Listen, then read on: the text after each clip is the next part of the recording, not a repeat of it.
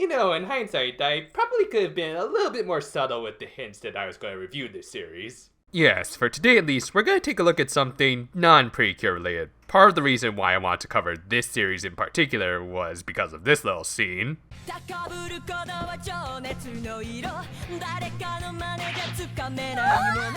More on those connections throughout the review, but I think it's high time we took a little look at the other side of the magical girl coin. I mean, let's face it, much of the Precure fandom is made up of individuals who don't quite fit the mold of what seems to be their target audience.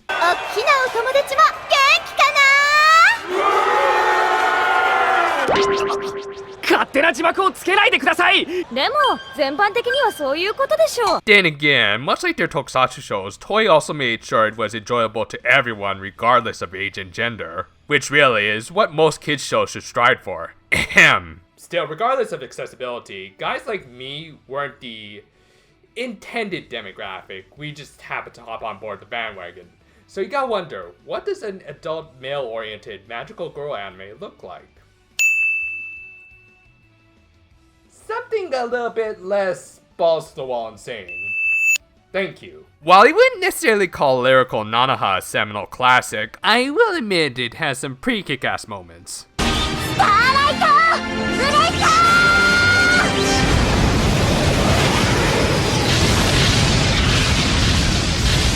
I also can't thank this anime enough for showing that there is an audience for late night anime featuring younger superheroines in frilly clothing. Because of it, we got what I'd argue is one of the greatest anime of all time. Same director, by the way. That said, for every good show we got out of this, we also got a whole bunch of duds, most of which were just half-hearted copycats who tried to ride Nanoha and Madoka's coattails. Now, while this show was certainly no copycat in my opinion, it also was clearly influenced by the two major forerunners of this new wave of magical girl anime. Did it succeed where other series miserably failed?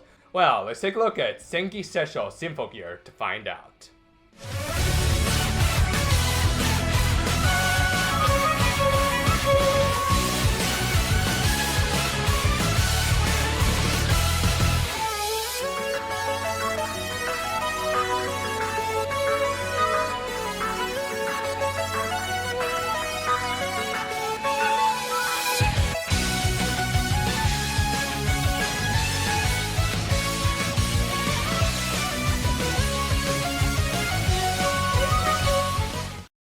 Symphogear was the creation of head writer Akifumi Kaneko and music producer Noriyasu Agematsu. More on that whole music thing in just a bit, but for those into their obscure JRPGs, Akifumi Kaneko might sound familiar. That's right, he was pretty much the main creative mind behind the Wild Arms series. For those unfamiliar, Wild Arms was a series of Wild West themed RPGs for the PlayStation consoles. Now, while I've never had the chance to play these games, I've heard mostly good things about them, especially their music. Which brings us to today's subject. The concept behind Symphogear is magical girls transforming using the power of their music. Kaneko worked alongside Agematsu, who we got to know during his Wild Arms days to bring his vision to life. Just as long as you guys don't make a feature-length film that's pretty much nothing but magical girl MVs, then more power to you. Oh my god, I'll have to review this eventually, won't I? Anyway, our series opens with a young girl on her way to the cemetery. Oh,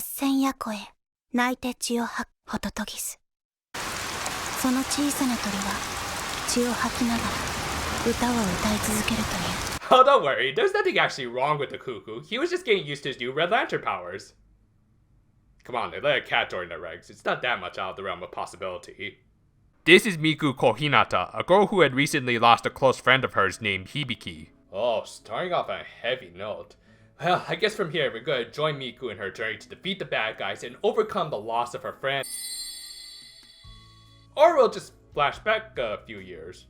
That works too. Alright, so our actual main heroines are these two, Kanade Amo and Tsubasa Kazanari. Honestly, I should have figured these two were the main characters. After all, they were the most prominently featured in all the promotional art for this series, and for good reason too. Nana Mizuki, I already mentioned, did the OPs for many of the series she's been in, including this one. By the way, Agematsu composed her Nanoha songs too, small world. And Minami Takayama has a voice that you might recognize whenever you go back and watch your old Gundam Wing DVDs. Yep, she was the vocalist of 2mix who provided both of the OPs from that show as well as Endless Waltz. And in this anime, these two form a vocal duo called Zweiling. Okay, this is gonna be awesome. These two sound great individually, so put them together and you've got musical perfection. I mean, I can't wait to see them working off each other throughout this season and... Did I just raise a flag? Meanwhile, behind the scenes, their superiors Genjo Kazunari and Ryoko Sakurai were going to use the power of their music to further their research into some sort of ancient artifact. The concert starts, and I obviously can't play it for you in its entirety, copyright bots and all that, but take my word for it, it's a fantastic introduction to some of the performances we're going to get throughout the series. However, after their performance, the artifact Genjo and Ryoko were experimenting on explodes, cause I guess their music was too good? And this is what happens when you let Marty McFly set up your subwoofers.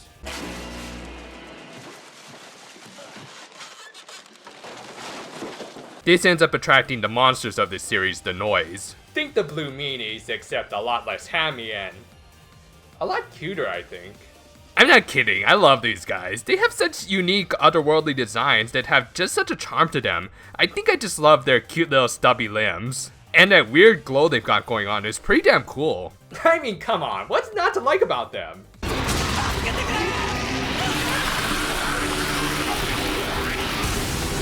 Okay, they kind of disintegrate people down to nothing but carbon, but I'm sure they're good guys at heart. Anyway, it's here that we see the first requisite transformation for this magical girl anime as Kanade suits up.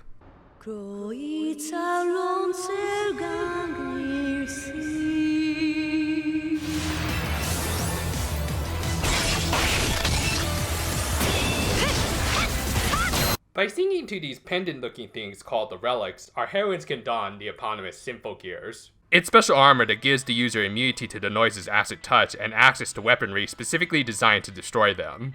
And yeah, this is where the Nodoha influence is clearly shining through with small items that unlock more tech-based weaponry than your more traditional magical girl wands or cooking utensils. Each relic reacts better to tunes of particular amplitudes. In Kanade's case, her relic just so happens to react well to the tunes of J-pop, bad English and all. Oh yeah, get used to these little cut-ins, they're used in place of the usual calling out attack names cliche.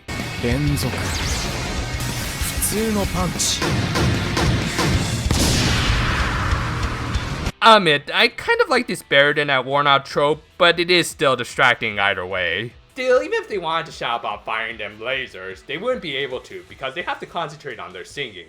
Yeah, since the gears are powered by music, the users have to constantly sing a few chords to both recharge them, as well as possibly unlock some new abilities. And as over the top as all of this is, I admit, I kind of love it, if only because it gives a plausible reason why we get to hear insert songs in almost every fight in this series. What's your excuse? However, since they were just coming off a full-on concert, Kanade and Tsubasa's vocal cords were in no condition to be fighting off hordes of Eldritch abominations. What's worse, some random fan who wasn't smart enough to start running the second the noise arrived ends up getting dragged into the middle of all of this. Jeez, who is this Darwin Award winner? Oh. Well, there's no guarantee this is where she died, so never mind. Yup, a shard of Kanade's gear ends up getting lodged right into the girl's chest, leaving her all but dead as the noise approached. Wanting to save the girl, Kanade pulled out her last ace in the hole, her swan song,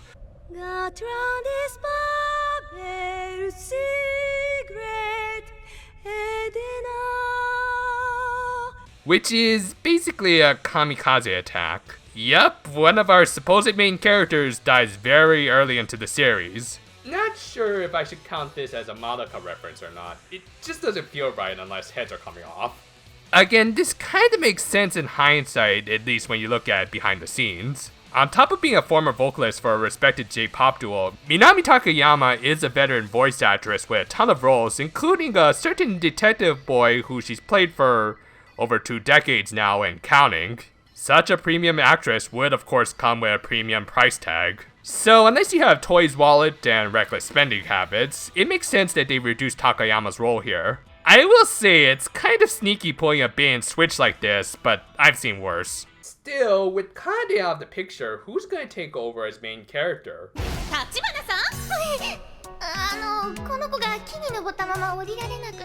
Oh, that Hibiki girl survived. Say, who's her voice actress? Oh, I see now. Yep, Madoka Kaname herself, Aoyuki, is voicing the actual main character of this anime, Hibiki Tachibana. If this lady ever lands a Precure role, she'll officially have monopoly over the genre. She even kind of has her foot in tokusatsu right now. Anyway, we jump back to the present, even though technically the present should be Miku standing in front of Hibiki's grave, but let's not sweat the tiny details, I guess. Hibiki had fully recovered from her injuries and was now attending an all-girls music academy, because we have to hammer in all of our themes in at once, and was now roommates with her close friend, Miku. Sad part is, this isn't even the least subtle year relationship I've seen in a magical girl anime this year. Meanwhile, in spite of losing her friend, Tsubasa remained an active gear user as well as a solo pop star. Hibiki remained a fan of hers, which is just perfect because she just so happens to go to the same damn school. I'm starting to think parts of this narrative are a bit overly convenient. Hell, even the scar left behind by Kanade's gear formed a perfect forte. Wonder if that's foreshadowing anything. Well, no time to dwell on that, as Hibiki has to rush out and buy Tsubasa's newest single. でも今時 CD? うるさいな、初回特典の充実度が違うんだよ CD は。 Wouldn't know what that's like. However, along the way...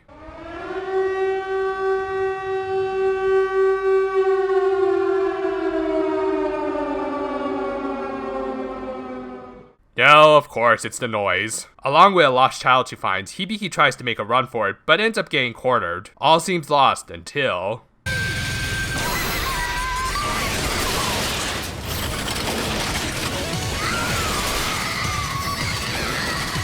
Hibiki gets a bad case of the Akiras. No, actually, the start of Kanade's gear syncs up with Hibiki and she becomes a new user. The organization that Tsubasa works for, whose command center includes some very comfy looking sofas, pick up on Hibiki's gear activation, recognizing it as being the same type as Kanade's Gungnir. Huh, who'd ever imagined Odin was into J-pop? And now I want to hear Gem Project provide the tunes for Thor Ragnarok. While Hibiki doesn't look like your standard magical girl, she does conform to one important magical girl convention. Be a total klutz with her powers at first. Still, those early years working with Kamen Rider 5's paid off as Hibiki is able to muster just enough determination to protect the little girl, while accompanying her with conveniently uplifting lyrics. Gotta love how these gears are able to come up with some intricate lyrics right on the spot, almost as if they have a bunch of CDs they need to sell. Anyway, Hibiki is able to hold down the fort long enough for Kanade to arrive, and ruin a perfectly good motorcycle while she's at it. She takes care of the noise, rescuing Hibiki and the little girl. The girl is returned to her mother. 本件は国家特別機密事項に該当するため、情報漏洩の防止という観点から、あなたの言動及び言論の発信には Nah, too easy. While Hibiki is arrested and taken away. Well, that was a short anime. No, actually, they take her back to their HQ, the 2nd Division Mobile Disaster Response Corps, which just so happens to be underneath their school, cause who gives a crap about being discreet, especially considering how one of your top agents is a student there. They essentially force Hibiki to join their cause through overblown parties, そしてもう一つはとりあえず脱いでもらいましょうか and sexual harassment. Only in Japan, folks! They do eventually let her go home and... nothing new in the news I see. Meanwhile, seeing someone else wear Kanade's gear stirs up some memories inside of Tsubasa. 二人一緒なら何も怖くないな。 Okay, now she's starting to look like the mommy of the group. Calm down, sweet, calm down. The next day, Hibiki ends up turning down her friend's offers to hang out. あんたってばアニメみたいな生き様してるわね She's called in by the 2nd Division, where she learns more about the Symphogears that I already went over, as well as the importance of their jobs. 私の力で誰かを助けられるんですよねわかりました She also tries to make friends with Tsubasa, though... 一緒に戦えればと思います Hashtag, not my husbando. Things don't improve after a fight with the noise. While Hibiki proves competent enough, Tsubasa doesn't approve of her lax attitude and tries to take back Kanade's gear by force.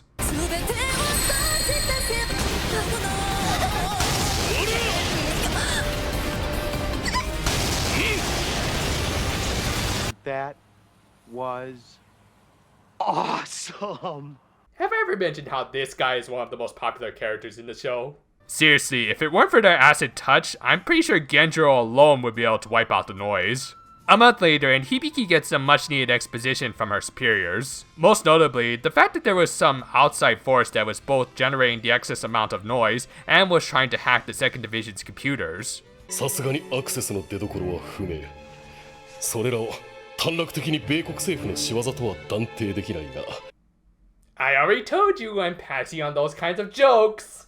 They likely wanted the powerful relic the 2nd Division was guarding, the Durandal. Essentially a more complete and stable weapon than the Symphogears. Well, I'm sure none of that will come into play later.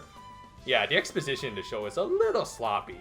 Later, while she was starting to get used to her new powers, Hibiki wasn't all that happy when the superheroine life started interfering with her social life. 争いのない世界を何でもない日常を駆け出するというのなら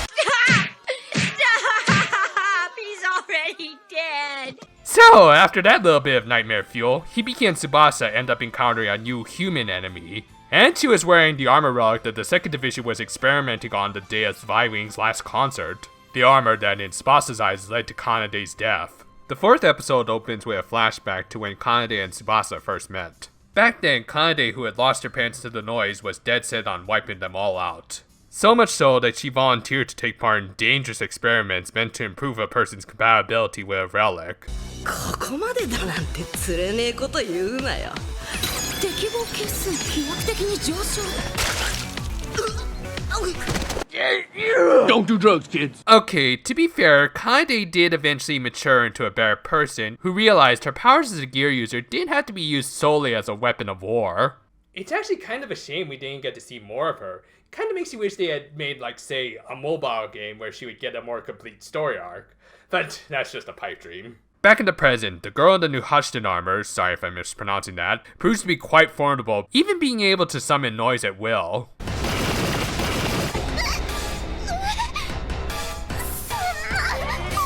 Too much low-hanging fruit. Need battery commercials. Okay, so with Hibiki preoccupied, Tsubasa had a hard time keeping up with the armor user. Left with few other options, Tsubasa chose to use her trump card.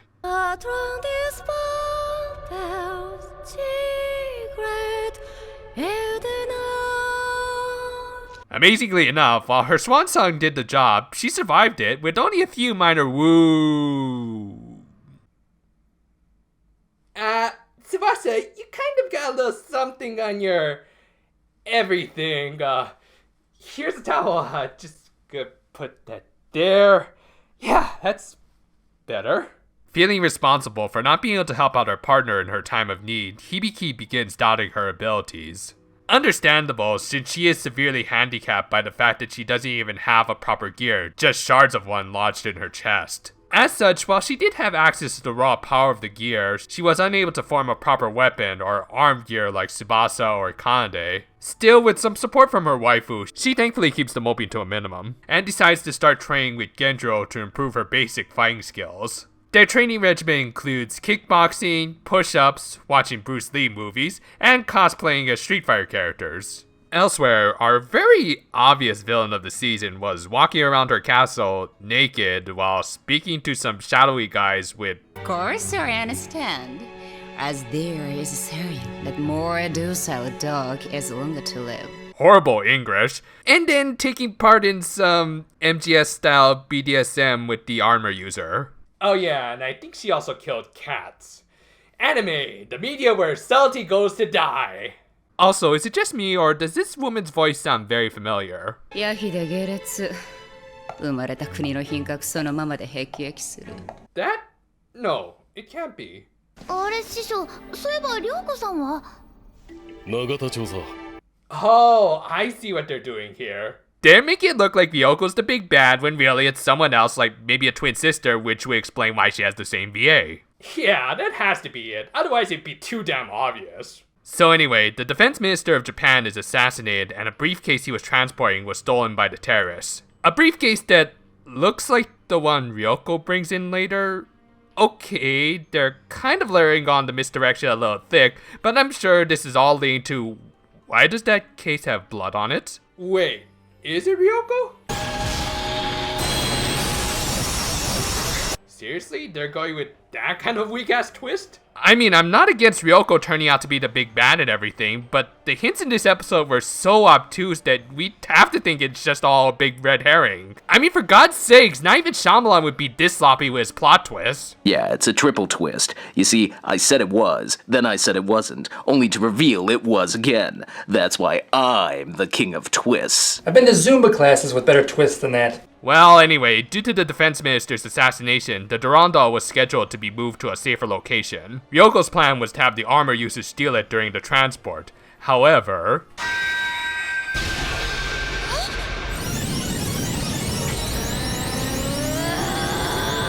she realized she had a far better pawn within her grasp. Following this, we learned a little bit more about the armor user. Her full name, by the way, was revealed during the end credits of the previous episode as Chris Yukine. She was a war refugee taken in by Ryoko's alter ego, Fine, who then became a loyal servant to her. However, that position was now being threatened as her new orders were to kidnap Hibiki. Having come to rely on and develop a less than healthy relationship with her, Chris wanted to prove she was more than suited to be Fine's underling. Meanwhile, Hibiki went to check up on Tsubasa.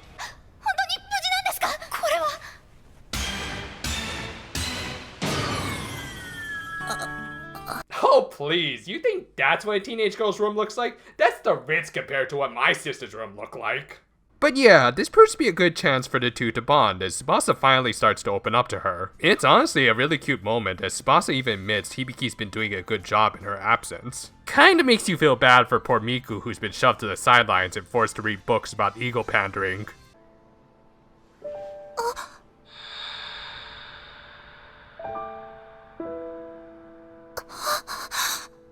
Most yandere start off the same way. Next season. Tsubasa and Hibiki's conversation ends with honestly one of my favorite moments in the anime. ノイズに襲われている人がいるなら1秒でも早く救い出したいです。最速で最短でまっすぐに一直線に駆けつけたい。これ以上誰かのためは見たくない。みんなに笑顔でいてほしいんです。 You know, for all of its unnecessary fan service and foreshadowing, this anime writes its heroines a lot better than some current shows out there.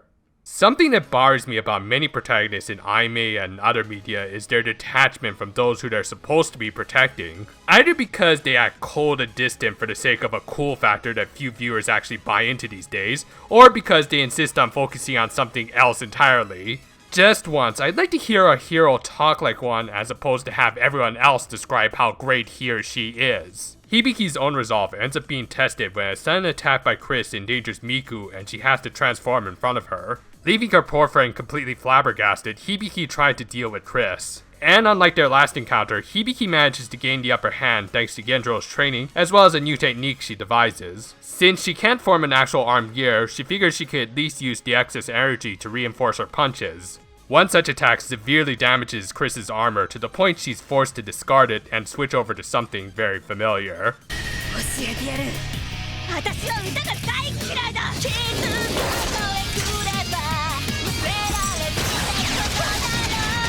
It's worth mentioning that Chris's VA is 1/4 of Sphere, a J-pop group composed of 4 well-known Japanese VAs. They disbanded earlier this year as each member wanted to focus on their own solo careers. And if Symphogear is any indication, it's clear that at least Ayahi Takagaki will be alright on her own. However, in spite of how awesome her music and Gatling guns are, she's no match when Tsubasa joins the fight. Fine ends up intervening and proceeds to cut ties with Chris after this latest failure. And since it was one of those days where every magical girl has to suffer, in other words Kyubey Day, Hibiki had to return to her dorm room where a certain angry waifu awaited. Yep, you're sleeping on the couch tonight, Hibiki. Still, at least Chris is able to make somewhat of a rebound at the end of her long day when she helps out a pair of lost siblings.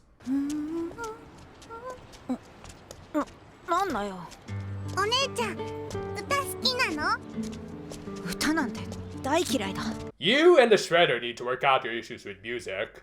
But yeah, again, this is a really nice scene. It's obvious that these two previous episodes have been building towards Chris's face turn. From her actually donning a gear to her being abandoned by Fine, this has all been an effective means of endearing us to her character. Yes, the detail of her being a war refugee feels kind of manipulative, but everything else has made her a fairly likable character. For me, I was sold the minute I heard her music. Play it again. Meanwhile, tension between Hibiki and Miku only got worse as Miku chose to break all ties with her. Perfect timing too, because someone else had hit rock bottom with Fine actively trying to put down her former lackey. Thus, Miku stepped in to pick up the lost puppy. Thankfully unaware of the common thread they shared, the two quickly became friends. And all of these interactions with civilians made Chris realize the gravity of the sin she had committed, and when the noise that were chasing her started attacking the town, she suited up and started righting her wrongs. During this, Miku and a civilian were cornered by one of the attacking noise. Hibiki tried to rescue them, but since this particular noise responds to loud sounds, she couldn't transform. So Miku, in a very impressive display of courage, drew its attention and was able to outrun it for a significant amount of time. Is your track team training for the Olympics, for God's sake? Seeing Miku's courage gave Hibiki an even greater degree of resolve. She defeats the noise and makes up with Miku, who admitted that she just didn't want to see Hibiki get hurt, but now was in for the long run. The following episode opens with a flashback. 特別に免許もらったばかりだもんな。 Considering what you did to that poor vehicle back in episode 2, I'm assuming some bribery was involved. Oh yeah, I haven't mentioned this yet, but throughout her recovery, Tsubasa's been having these little flashbacks involving Kanade that have helped loosen her up to the idea of having Hibiki as her new partner. And with her recovery complete, she's able to greet Hibiki and Miku warmly. Oh yeah, and Miku, by the way, was registered as an external collaborator, just like Tsubasa's manager. What was his name? Oh god, yeah, thank you, subtitles. どこから突っ込むべきか迷いますが、とりあえず僕を無視しないでください。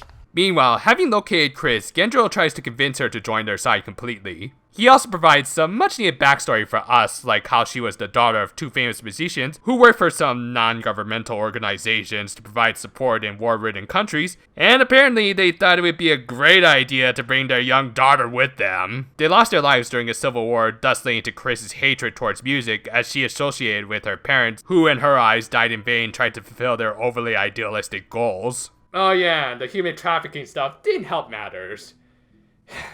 I like Chris, but her backstory is a definite mixed bag. She ends up soundly rejecting Gendro's offers. The next day, Miku and Hibiki spend the day with Kanade. They do stuff like shopping, watching movies, practicing for their future roles. Yeah, you're almost reaching those Yoshiko levels of annoying. And then they top off their day with some karaoke.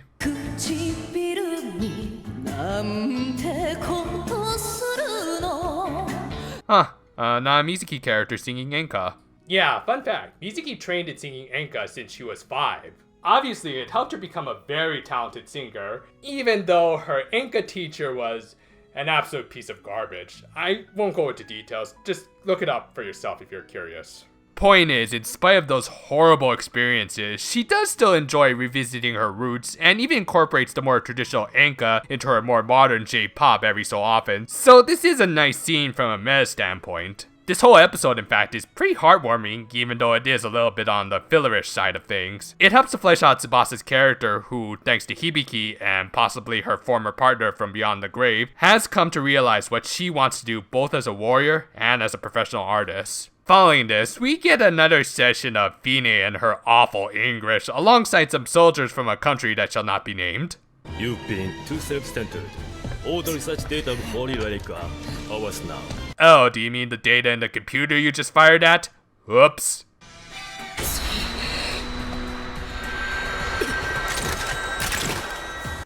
Shooter?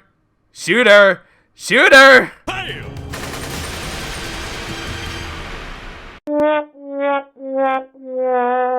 Ladies and gentlemen, the dumbest soldiers in all of anime. Fine abandons her castle, which is later discovered by Chris as well as the 2nd Division.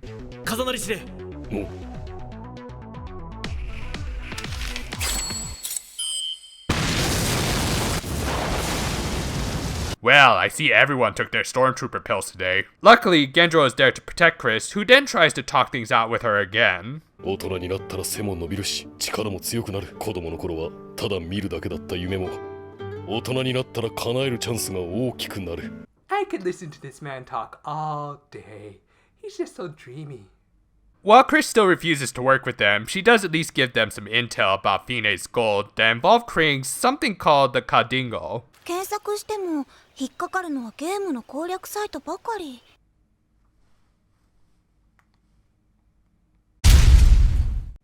Of course. However, before they could reach the final dungeon, some flying noise start attacking. 小日向ミクは私にとっての日だまりなの。ミクのそばが一番あったかいところで、だから私は絶対に帰ってくる。 Symphogear, the anime equivalent of The Walking Dead in terms of quantity of death flags. Hibiki, Kanade, and later Chris, who joins them while not all looking like a giant tsundere, engage the noise. To take care of all of them at once, Chris volunteered to launch a massive charged attack while Hibiki and Tsubasa provided cover. This leads into, honestly, not just one of my favorite insert songs in this series, but also in all of anime.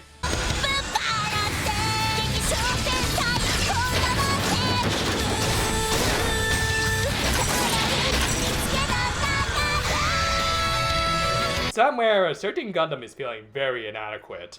Chris, a girl who had seen some of the worst of humanity, was now working alongside some of its best, and as the lyrics of her song suggest, she had awakened to a new power within her.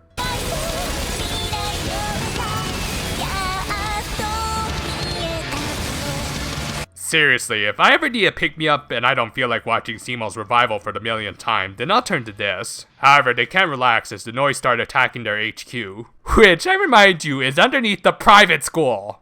Yeah, in hindsight, building an important military facility underneath some place where a bunch of civilians go to on a daily basis wasn't the brightest of ideas. Okay, to be fair, we do learn that a certain someone had designed all of these facilities to help with her world domination goals. Yup, Fine's Kadingo was the 2nd Division's HQ all along, and the anime is going for a full-on Power Rangers-esque epic finale. Ogawa figures this out and is about to report it before being ambushed by the culprit herself.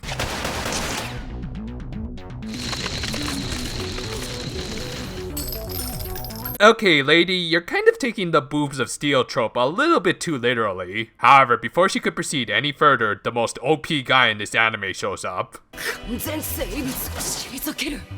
どういうことだ。知らいだが、飯食って映画見て寝る。男の鍛錬はそいつで十分よ。I don't care that this guy is the embodiment of wish fulfillment. He's just so great. Still, even the manliest of men let their guard down to the voice of Puchiko. Whatever. Fine easily takes over the power chamber just as the newly formed Symphogear trio arrive. She then proceeds to give her backstory. Apparently she was a priestess from ancient times who developed a technique that would reawaken her memories and abilities in any of her descendants who came into contact with artifacts like the Symphogears. And apparently Ryoko was only the latest in a long line of philosophers and revolutionists who helped change the course of history. A powerful force from ancient times that, as we'll soon see, has developed a bit of a god complex through the millennia. Yeah, this was made by a JRPG guy. To compound this notion further, Fine, as it turns out, led the construction of the Tower of Babel. And after its destruction, she sought vengeance against God and was going to destroy the supposed symbol of his dominance, the moon. Then in the ensuing chaos, she would lead mankind to a new age. Little does she know, it wasn't actually God to destroy the tower, but rather a busty android sent by some jerk-ass angels and... Anime is slowly starting to rot my brain away, isn't it? Anyway, our heroine's triple-teamed Fine, and just as the Kadingo was about to launch an attack at the moon, Chris launched herself into the air and did the only thing she could.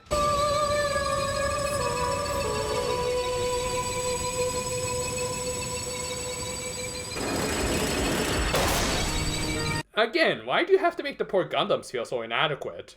But yeah, while she somewhat saved the moon, using the twin satellite butterfly cannon comes at a high price for poor Chris. Hibiki doesn't take this and Fine's taunting all that well and reverts to her anti-form. Well, actually, the unstable Gangnir shards within her heart were fusing with her, causing her to go out of control, attacking both Fine and Tsubasa as a result. Tsubasa is able to get through to her briefly and stuns her just long enough to launch a kamikaze attack on the Kadingo. It's all or nothing for these girls, isn't it? In spite of her success, the loss of Tsubasa causes Hibiki to blue screen. However, with some help from Miku and the trio of background girls led by Little Miss Anime herself, アニメだったらさ、こういう時体のちっこいキャラの役回りだしね。それで響きを助けられるなら。 They're able to reactivate the school's electricity and use the speakers to sing their school's anthem to the fallen warriors. 私を支えてくれてるみんなはいつだってそばに。みんなが歌ってるんだ。だからまだ歌える。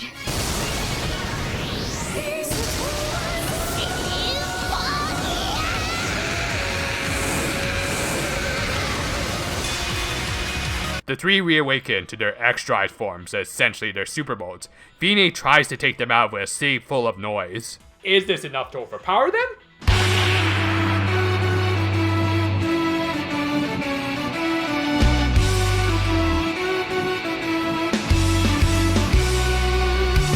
Has there ever been a successful American film adaptation of anime? Still, like any good JRPG final boss, Fine still has one more form left to go. But even that's not enough once the girls get a hold of the Durandal and use the good old giant Sword of Light finisher.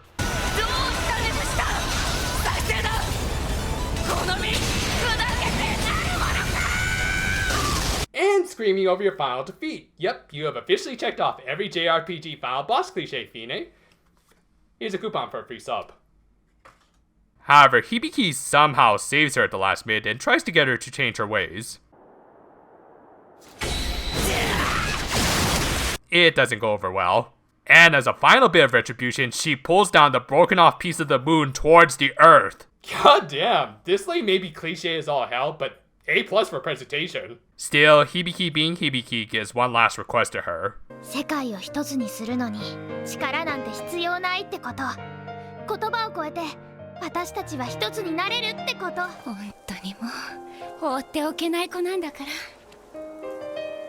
胸の歌を信じなさい。 With that, Hibiki goes off alone to deal with the moon shard, but is quickly followed by her friends. And while they don't have a mech with huge-ass drills, they do decide to deal with their little moon problem in probably the most over-the-top fashion possible. However, such an output of power comes at a high price for these girls. Wait, didn't I already say that?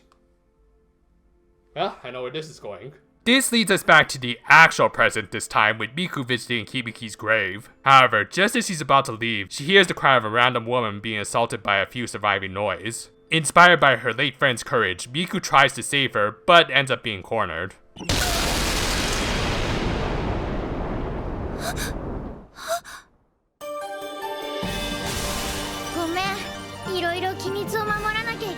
Gee, who saw that coming? Yeah, they said they went off the grid to avoid any international incidents and all that, but we all know why they did. It was for this cheap little last minute twist. Still, whatever, happy endings, I guess. だけどうつむかない、諦めない。だってこの世界には歌があるのだから。 Symphogear by no means is the most complex or thought-provoking anime out there. In fact, when you get right down to it, it's kind of dumb. But that said, even though it was clearly not designed for the Sunday morning crowd, I think it expresses the values of what makes for a proper magical girl better than some recent Precure seasons. As I said earlier, I think many writers have forgotten what makes for a proper protagonist, much less a proper superhero. Either they come off as nihilistic a-holes who need to be whipped back into shape, or overly idealistic fools who can't see the bigger picture. Symphogear's heroines achieve a happy balance of these two extremes, and along the way we can just enjoy the ride while some good tunes play.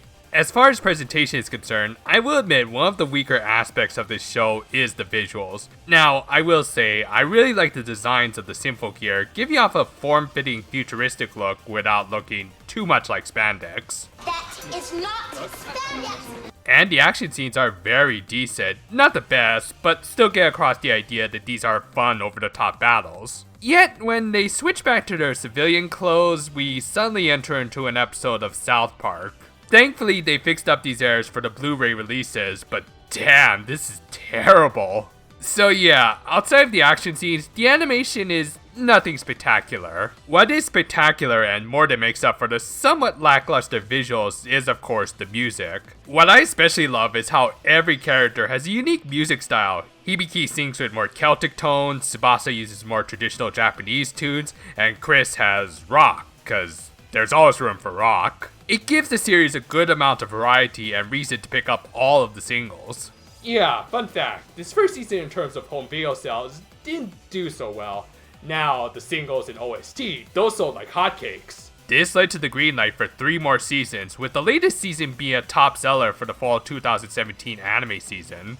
Not bad for a series that only sold a little over 5,000 at first. Kinda makes you wonder why this series is only available in the States through Crunchyroll. Chaos Dragon of all things gets a Blu-ray and DVD combo release in the States, while this series has remained out of the loop for 5 years now. What the actual hell?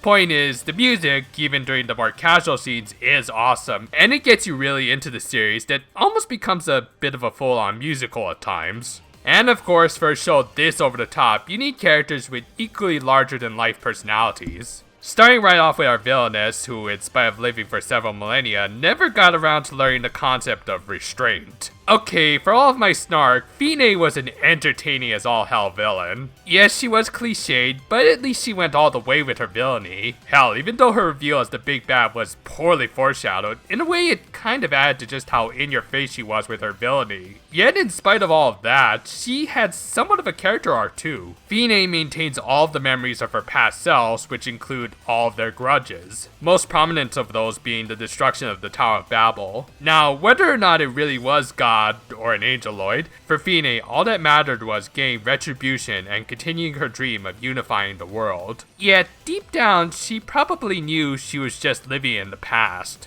Humanity has long since moved on from the Tower of Babel, but because of her own spell, she could never forget, and as a result, became stagnant. Then she met a girl who always looks towards the future and realized she needed to start moving forward too. Fine's personality may have been excessive at times, but again, it's all about presentation! Since this was the first season, Symphogear didn't have many in the ways of good side characters. They would flesh out some of these characters later, but until then, Gendro and Miku were the only notable ones. Gendro didn't have much in the way of an arc, but being a mentor character, he really didn't need one. He just needed to stand there and look awesome, which he more than accomplished.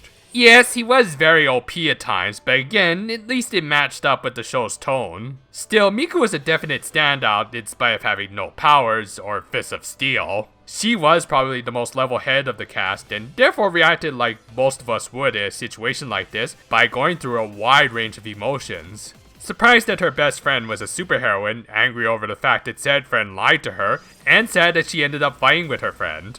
Just based on that, she could have easily become a really annoying character, and yet surprisingly, the anime actually showed restraint when developing her character. And as a result, we got a 3-dimensional character who proved powers or not, we're all capable of protecting others. Last up is obviously our main heroines. Now, Kanade didn't stick around long enough for me to go really into any detail about her character, though if I ever get around to talking about XD, then, well, we'll save talking about that when we cross that bridge. For now though, let's start off with our partner, Tsubasa.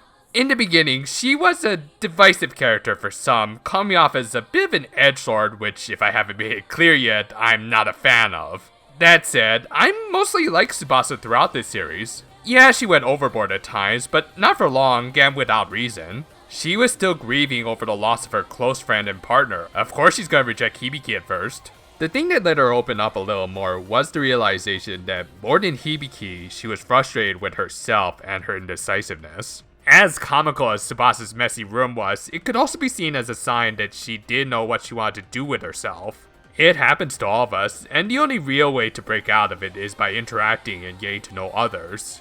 Which she does, and is finally able to forge a path of her own choosing. だけどこれからはみんなの中に自分も加えて歌っていきたい。だって私はこんなにも歌が好きなのだから。Chris became a major fan favorite, and it's not hard to see why. She has some of the best songs in the series, a kick-ass gear, and, well... Service. Yeah, that. And of course, there was her backstory, which I'm personally kind of divided on. On the one hand, it ended up giving her an excellent character arc, probably the best of this season. On the other hand, human trafficking and... yeah...